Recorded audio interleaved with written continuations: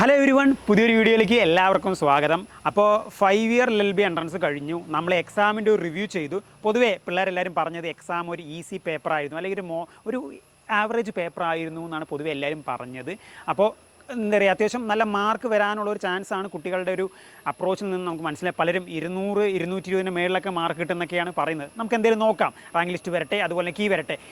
ഇന്ന് ഈ വീഡിയോയിൽ നമ്മൾ പ്രധാനമായിട്ട് ചെയ്യുന്നത് 3 ഇയർ LLB എൻട്രൻസിൻ്റെ ഒരു എക്സാം റിവ്യൂ ആണ്. ഓക്കെ, നമ്മളിപ്പോൾ തൃശ്ശൂർ ചെറുതുരുത്തിക്കടുത്ത് ജ്യോതി എഞ്ചിനീയറിംഗ് കോളേജിലുണ്ട്. അപ്പോൾ 3 ഇയർ LLB എൻട്രൻസ് കഴിഞ്ഞ് കുട്ടികൾ ഇത് ഇറങ്ങിയിട്ടുണ്ട്. നമുക്ക് കുട്ടികളുടെ അടുത്ത് നേരിട്ട് ചോദിക്കാം, എന്താണ് ക്വസ്റ്റ്യൻ പേപ്പറിൻ്റെ അവസ്ഥ, ടഫാണോ, മോഡറേറ്റ് ആണോ, മീഡിയം പേപ്പറാണോ, അതുപോലെ തന്നെ നമ്മുടെ പുതിയ നിയമങ്ങൾ നടപ്പിലാക്കിയിട്ടുണ്ട്, അതൊക്കെ ചോദിച്ചിട്ടുണ്ടോ, അതുപോലെ തന്നെ ഓരോ സബ്ജക്ട്സിൻ്റെയും അതിൻ്റെ ടഫ്നെസ് എങ്ങനെയാണ്, ഏത് ഭാഗത്തു നിന്നാണ് കൂടുതൽ ചോദ്യങ്ങൾ ചോദിച്ചിരിക്കുന്നത്, അതുപോലെ നമ്മുടെ ടോട്ടൽ മാർക്ക് കുറഞ്ഞു 600-ൽ നിന്ന് 360, അതുപോലെ ക്വസ്റ്റ്യൻ 200-ൽ നിന്ന് 120 ആയി. അപ്പോൾ എവിടെ നിന്നൊക്കെ ചോദിച്ചിട്ടുള്ളത് എന്നുള്ള കാര്യങ്ങൾ നമുക്കൊന്ന് നോക്കാം. അതുപോലെ തന്നെ നമുക്കൊന്ന് അനലൈസ് ചെയ്ത് അറിയാൻ പറ്റും, പിള്ളേരുടെ സംസാരിച്ച് അറിയാൻ പറ്റും എക്സാമിൻ്റെ രീതി എങ്ങനെയാണെന്നും, എത്ര മാർക്കായിരിക്കും ഏകദേശം കുട്ടികൾ ഉദ്ദേശിക്കുന്നത്, 5 ഇയർ പോലെ ഒരു ഈസി പേപ്പർ ആയിരിക്കുമോ, നമുക്ക് എന്തെങ്കിലും നോക്കാം. നമുക്ക് കുട്ടികളുടെ നേരിട്ട് തന്നെ ചോദിക്കാം. അപ്പോൾ നമ്മോടൊപ്പം 3 ഇയർ LLB എൻട്രൻസ് കഴിഞ്ഞിറങ്ങിയ വിചിത്ര നമ്മുടെ ഒപ്പം ഉണ്ട്. അപ്പോൾ നമുക്ക് വിചിത്രയോട് ചോദിക്കാം, എങ്ങനെയാണ് എക്സാമിൻ്റെ ഒരു അവസ്ഥ, എന്താണ് ക്വസ്റ്റ്യൻ പേപ്പർ രീതി, എന്താണ് നമുക്ക് വിചിത്രയോട് ചോദിക്കാം. എങ്ങനെയുണ്ട് എക്സാം പൊതുവെ 3 ഇയർ എൻട്രൻസ് എങ്ങനെയുണ്ട്? കുഴപ്പമുണ്ടായിരുന്നില്ല. അപ്പോൾ എക്സാം കുഴപ്പമില്ലെന്നാണ് വിജിത പറയുന്നത്. എങ്ങനെ ലീഗൽ പാർട്ട് എങ്ങനെ ഉണ്ടായിരുന്നു? ഏറ്റവും എളുപ്പമായിരുന്നു. അതായത് പുതിയ നിയമങ്ങളെ പറ്റി വല്ലതും ചോദിച്ചാൽ, BNS അല്ലെങ്കിൽ അതിനെപ്പറ്റി ചോദ്യങ്ങളൊന്നും തന്നെ വന്നിട്ടില്ല. ഓക്കെ, പൊതുവേ എത്ര, അതായത് ഇപ്പോൾ 120 ക്വസ്റ്റ്യൻ ആണുള്ളത്, എത്ര ചോദ്യങ്ങൾ ഏകദേശം എഴുതിയിട്ടുണ്ട് വിചിത്ര? 21. 121-ൽ 21 എഴുതിയിട്ടുണ്ട്. ഓക്കെ, കുഴപ്പമില്ല. 21 കാര്യം കറക്റ്റായിട്ടുള്ള ഏർപ്പെടും. പിന്നെ മാത്സ് ഒക്കെ എങ്ങനെയാണ് അവസ്ഥ? ലെവൽ കുഴപ്പമില്ല. അപ്പോൾ വിചിത്രയ്ക്ക് ഇനിയിപ്പോൾ ഇൻ കേസ് എൻട്രൻസ് കിട്ടുകയാണെങ്കിൽ എവിടെയാണ് വിചിത്രയ്ക്ക് പഠിക്കാൻ ആഗ്രഹം? ഏത് ലോ കോളേജിലാണ്? Kozhikode law college. വിചിത്രയ്ക്ക് കോഴിക്കോട് ലോ കോളേജിലാണ് പഠിക്കാനാണ് ആഗ്രഹം. അപ്പോൾ വിചിത്ര, ഓൾ ദ ബെസ്റ്റ്. അപ്പോൾ ഒരു റിവ്യൂ തന്നതിന് താങ്ക് യു. അപ്പോൾ നമ്മുടെ ഒപ്പം ജോയ് പോൾ എന്ന് പറഞ്ഞ ചേട്ടനുണ്ട്. ഇപ്പോൾ 3 ഇയർ എൻട്രൻസ് എഴുതി ഇറങ്ങി നേരം. അപ്പം ജോയ് ചേട്ടനുണ്ട്, നമുക്ക് ചോദിച്ചു നോക്കാം. ചേട്ടാ, എക്സാം എങ്ങനെ ഉണ്ടായിരുന്നു? എന്താ അവസ്ഥ? ടഫാണോ, ഈസി ആണോ, മോഡറേറ്റ് ആണോ, എങ്ങനെയാണ് പൊതുവെ? മോഡറേറ്റ് ആണ്, ഒരു മോഡറേറ്റ് പേപ്പറാണ്. ഓക്കെ, അപ്പോൾ നമ്മുടെ ക്വസ്റ്റിൻ്റെ നമ്പേഴ്സ് മാറിയിട്ടുണ്ട്. അപ്പോൾ അതെങ്ങനെയായിരിക്കും അഫക്റ്റ് ചെയ്യുന്നുണ്ടാവുക? ഇപ്പോൾ 360, നേരത്തെ 600 ടോട്ടൽ, ഇപ്പോൾ 360, അത് എങ്ങനെയായിരിക്കും അഫക്റ്റ് ചെയ്യുന്നുണ്ടാവുക? അത് ഇപ്പോൾ കാര്യമായ ആവശ്യത്തിന് സമയമുണ്ട്, 2 മണിക്കൂറുണ്ട് സമയം. ക്വസ്റ്റ്യൻസ് അത്ര ടഫല്ല. പിന്നെ എനിക്ക് തോന്നുന്നു മറ്റേ പുതിയ നിയമ സംഹിത കാര്യമായിട്ടുള്ള ചോദ്യം പുതിയ നിയമത്തിൽ ഒന്നും തന്നെ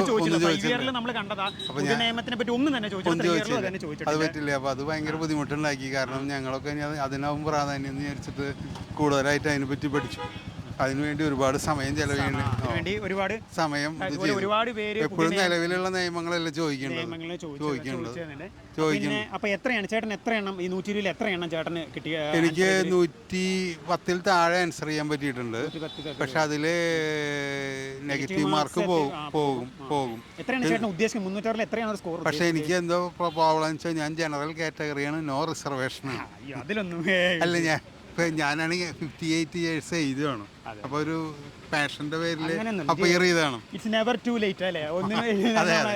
അപ്പോൾ നല്ല കാലത്ത് താല്പര്യം ഉണ്ടായിരുന്നു. അപ്പോൾ അന്ന് വീട്ടുകാർ തീരെ പോസിറ്റീവ് ആയിരുന്നില്ല. കാരണം അന്ന് വക്കീലെന്ന പ്രൊഫഷനെയും പോലീസ് എന്ന പ്രൊഫഷനെയും പൊതുവെ നാട്ടും പുറത്തെ ആളുകൾ വലിയ താല്പര്യത്തിലല്ല കണ്ടിരുന്നില്ല. രണ്ടുപേരും ക്രൂവലാണെന്നുള്ള ഒരു ഫീലാണ്.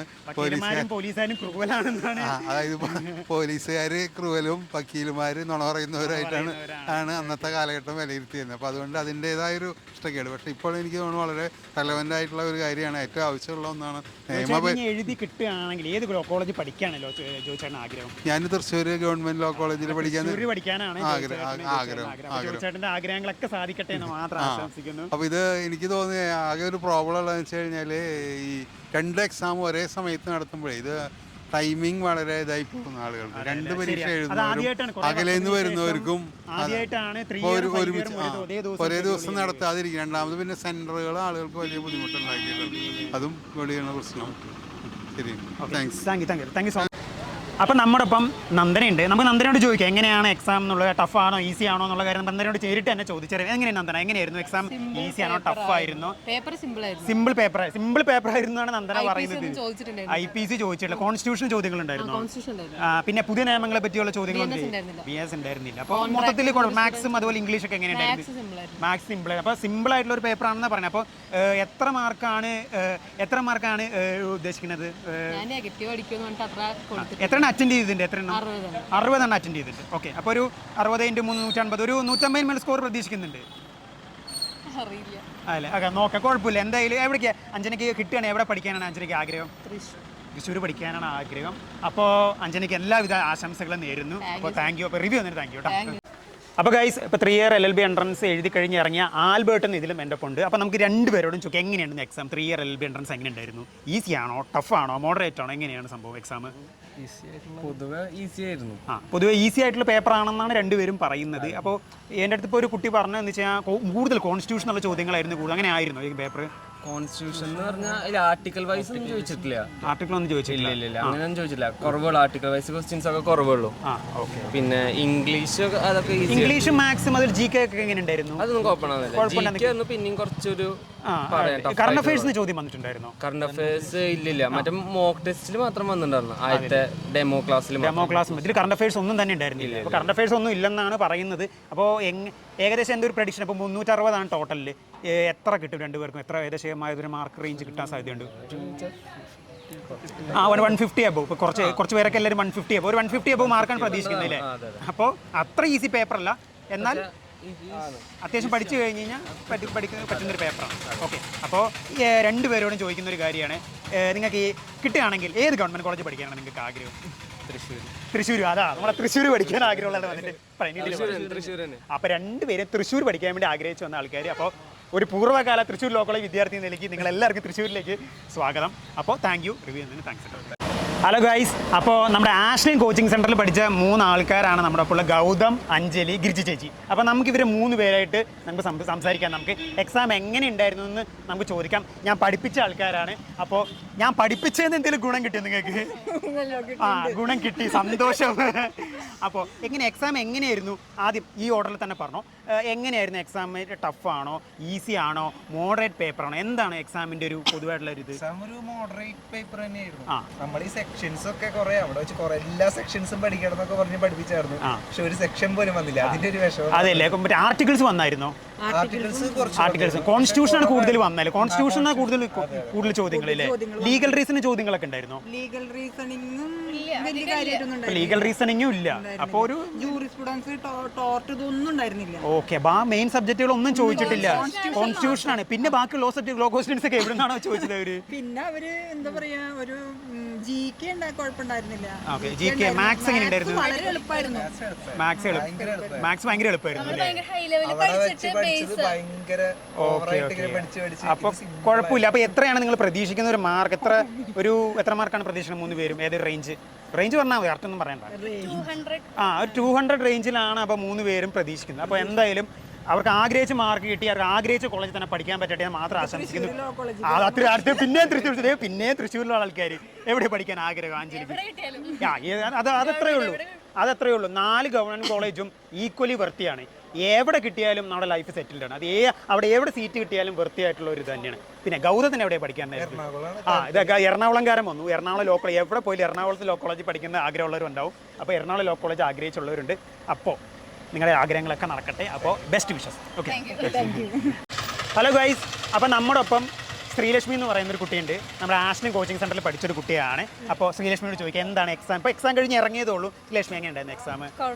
കുഴപ്പമുണ്ടായിരുന്നില്ല. അതായത് അത്യാവശ്യം കുഴപ്പമില്ല. എത്രയാണ് ആവറേജ്? എത്ര ക്വസ്റ്റ്യൻ ശ്രീലക്ഷ്മി അറ്റൻഡ് ചെയ്തു? 74 ക്വസ്റ്റ്യൻസ് അറ്റൻഡ് ചെയ്തു. അതിൽ എത്രയാണ് നെഗറ്റീവ് വരാൻ സാധ്യതയുണ്ട്? അപ്പോൾ ഒരു 60-ന് മേളിൽ കറക്റ്റ് ആൻസർ ഉണ്ടാവും. അത് നല്ലൊരു ഇതാണല്ലേ. 60 മേളിൽ കറക്റ്റ് ആൻസർ 150 മാർക്കായി. ഓക്കെ, ഇപ്പോൾ ഒരു നല്ലൊരു സ്കോറിലേക്കാണ്. അപ്പോൾ ശ്രീലക്ഷ്മിക്ക് മറ്റേ ഏത് ലോ കോളേജ് പഠിക്കാനാണ് ആഗ്രഹം? തൃശ്ശൂർ ലോ കോളേജ് പഠിക്കാനാണ് ആഗ്രഹം. അപ്പോൾ അത് ആഗ്രഹിച്ചതൊക്കെ നടക്കട്ടെ.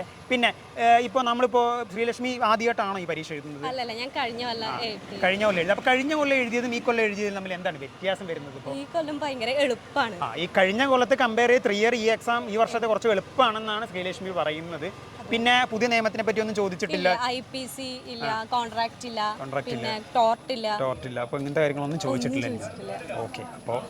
അപ്പോൾ എന്തായാലും ശ്രീലക്ഷ്മിക്ക് ഇഷ്ടമുള്ള കോളേജിൽ തന്നെ പഠിക്കാൻ പറ്റട്ടെ. അപ്പോൾ താങ്ക് യു ഗൈസ്. അപ്പോൾ 3 ഇയർ എൻട്രൻസ് കഴിഞ്ഞിറങ്ങി കുട്ടികളുടെ റെസ്പോൺസുകളെല്ലാം നിങ്ങൾ കേട്ടു. അപ്പോൾ 5 ഇയർ എളുപ്പമുള്ള പേപ്പറാണെന്നാണ് പറഞ്ഞത്. 3 ഇയർ പൊതുവേ എളുപ്പമുള്ളൊരു പേപ്പറാണെന്നാണ് പിള്ളേർ പറയുന്നത്. പുതിയ നിയമത്തിനെ പറ്റി ഒന്നും ചോദിച്ചിട്ടില്ല.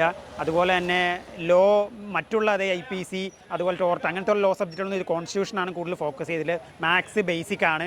അതുപോലെ തന്നെ ഇംഗ്ലീഷും കുഴപ്പമില്ല, GKയും കുഴപ്പമില്ല എന്നുള്ളൊരു അപ്രോച്ചാണ് കേട്ടോ. അപ്പോൾ എനിക്ക് തോന്നുന്നത് ഈ വർഷത്തെ 3 ഇയർ എക്സാം കമ്പാരിറ്റീവ്ലി ഈസി ആയിട്ടുള്ള ഒരു എക്സാമാണ്. ബാക്കി നമുക്ക് റാങ്ക് ലിസ്റ്റ് അതുപോലെ തന്നെ റിസൾട്ടും വന്നു കഴിഞ്ഞാൽ നമുക്ക് ഏകദേശം ഒരു ഐഡിയ കിട്ടും. അപ്പോൾ ഈ എക്സാം റിവ്യൂ നിങ്ങൾക്ക് എല്ലാവർക്കും ഹെൽപ്ഫുള്ളായി എന്ന് വിചാരിക്കുന്നു. അപ്പോൾ ഈ എക്സാം റിവ്യൂ പലരുടെ റെസ്പോൺസാണ്. ഇപ്പോൾ ചിലർ ഇങ്ങനെ പറയുന്നു, അയ്യോ അതിങ്ങനെയാണോ എന്നുള്ള ഒരു ടെൻഷനൊന്നും വേണ്ട. നമുക്ക് എന്തെങ്കിലും റാങ്ക് ലിസ്റ്റ് വരട്ടെ. ഇനിയിപ്പോൾ നിങ്ങളെ കൊണ്ടാവുന്നതല്ല നിങ്ങൾ ചെയ്തു, ഇനി ബാക്കിയുള്ളത് നമുക്ക് നോക്കാം. അപ്പോൾ ഈ കണ്ടന്റ് നിങ്ങൾക്ക് ഹെൽപ്ഫുൾ ആയെങ്കിൽ ഉറപ്പായിട്ട് സബ്സ്ക്രൈബ് ചെയ്യുക, ലൈക്ക് ചെയ്യുക, ഷെയർ ചെയ്യുക. Thank you.